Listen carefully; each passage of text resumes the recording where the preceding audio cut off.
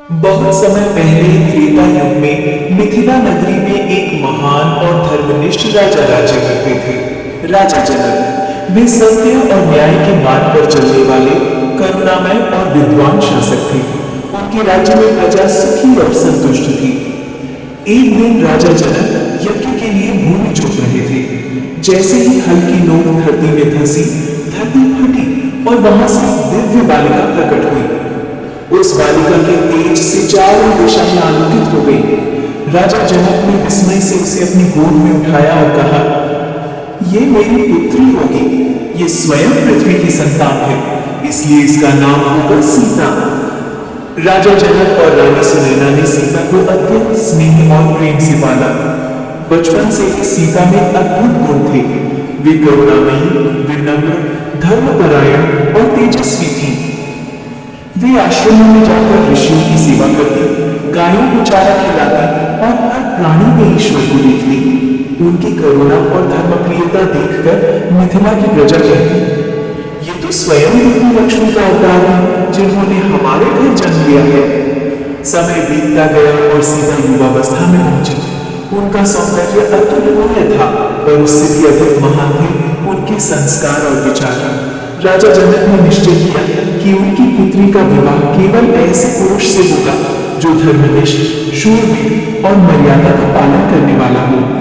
जनक के पास भगवान शिव का दिव्य धनुष था। बिना कोई भी उस धनुष को हिला नहीं सकता था। जनक ने घोषणा की, जो इस धनुष को उठाकर प्रत्यंचा चढ़ा देगा, वही सीता का वर होगा। मिथिला में भव्य स्वयंवर का आयोजन हुआ। सैकड़ों राजकुमार और राजा आए, पर कोई भी शिव धनुष को हिला भी न सका। तभी महर्षि विश्वामित्र वहां पहुंचे। साथ में अयोध्या के राजकुमार श्री राम और लक्ष्मण थे। विश्वामित्र ने श्री राम से कहा, राम, अब तुम्हारा समय है। श्री राम मंच पर पहुंचे। उन्होंने सहजता से शिव धनुष को उठाया और प्रत्यंचा चढ़ाते ही वो धनुष दो भागों में टूट गया। आकाश में जय श्री राम का नाद गूंज उठा। देवता पुष्प वृष्टि करने लगे। राजा जनक प्रसन्न हुए। ओह, अब मेरी पुत्री को उसका योग्य वर मिल गया। सीता ने लाल से मुस्कुराते हुए श्री राम के गले में जयमाल डाल दी। इस प्रकार धर्म और मर्यादा का दिव्य मिलन हुआ। सीता और श्री राम का विवाह बड़े धूमधाम से संपन्न हुआ। उसी अवसर पर लक्ष्मण का विवाह उर्मिला से, भरत का मांडवी से और शत्रुघ्न का श्रुतिकीर्ति से हुआ। विवाह के बाद सभी अयोध्या लौट आए। अयोध्या नगरी उत्सव से भर गई। चारों ओर उल्लास था और श्री राम को युवराज बनाने की तैयारियां चलने लगी। परंतु नियति को कुछ और भी मंजूर था। राजा दशरथ की रानी कैकेयी ने अपने दो वरदान मांगे। पहला, भरत को राजा बनाया जाए। दूसरा, श्री राम को 14 वर्ष का वनवास दिया जाए। मर्यादा पुरुषोत्तम श्री राम ने बिना किसी विरोध के पिता की आज्ञा स्वीकार कर ली। सीता ने भी दृढ़ निश्चय के साथ कहा, जहां आप होंगे वहीं मेरा स्थान है, और उन्होंने श्री राम के साथ वनवास का मार्ग चुना। लक्ष्मण भी दोनों के साथ चल पड़े। वन में श्री राम, सीता और लक्ष्मण ने तपस्वियों की तरह जीवन बिताया। सीता ने कठिन परिस्थितियों में भी कभी शिकायत नहीं की। वे पतिव्रता, धर्मपरायण और धैर्य की मूर्ति थी। वे आश्रमों में जाकर ऋषियों की सेवा करती, फूल बटोरती और वन देवताओं की पूजा करती। उनका चरित्र समस्त स्त्रियों के लिए आदर्श बन गया। एक दिन रावण की बहन शूर्पणखा वहां आई। श्री राम और लक्ष्मण ने उसका अपमान होने पर रावण से बदला लेने की योजना बनाई। रावण ने मारीच को सुनहरा हिरण बनाकर भेजा। सीता ने हिरण को देखकर श्री राम से उसे लाने को कहा। श्री राम हिरण के पीछे चले गए। तभी लक्ष्मण भी उनके पीछे गए। रावण एक सन्यासी का रूप लेकर आया और भिक्षा मांगने लगा। सीता ने मर्यादा के अनुसार उसे भिक्षा दी।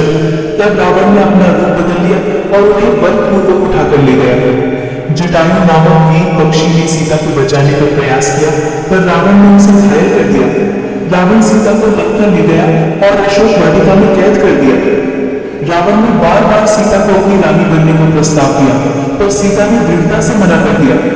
उन्होंने कहा, मैं श्री राम की पत्नी हूँ, चाहे तो मेरे प्राण लेने पर मैं कभी धर्म से नहीं डर पाऊंगी। सीता दिन रात श्री राम का नाम जपती और उनकी प्रतीक्षा करती। हनुमान जब लंका पहुंचे तो उन्होंने सीता को श्री राम की अंगूठी दी और विश्वास दिलाया कि श्री राम उन्हें लेने आ रहे हैं। श्री राम ने वानर सेना के साथ लंका पर चढ़ाई की। लंबे युद्ध के बाद रावण का वध हुआ और अधर्म का अंत हुआ। श्री राम ने सीता को अशोक वाटिका से मुक्त कराया। सीता ने अपनी परीक्षा देकर अपनी पवित्रता सिद्ध की। 14 वर्ष का वनवास समाप्त होने पर श्री राम, सीता और लक्ष्मण अयोध्या लौट आए। प्रजा ने दीपक जलाकर उनका स्वागत किया। यही दिन दीपावली कहलाया। श्री राम का राज्याभिषेक हुआ और सीता महारानी बनी। उनके राज्य में धर्म, न्याय और शांति का राज्य था। सीता माता अपने धर्म, पतिव्रता और सहनशीलता के कारण सदैव पूजनीय बनी रही। उनका जीवन सभी के लिए प्रेरणा है कि कठिन से कठिन परिस्थिति में भी धर्म और मर्यादा का पालन कभी नहीं छोड़ना चाहिए। सीता माता केवल श्री राम की पत्नी ही नहीं थी, वे त्याग, धर्म, करुणा और शक्ति की मूर्ति थी। वीडियो अच्छा लगा हो तो चैनल को सब्सक्राइब करें, बेल आइकन को दबाएं ताकि हर एक नया वीडियो सबसे पहले आपके पास जाए।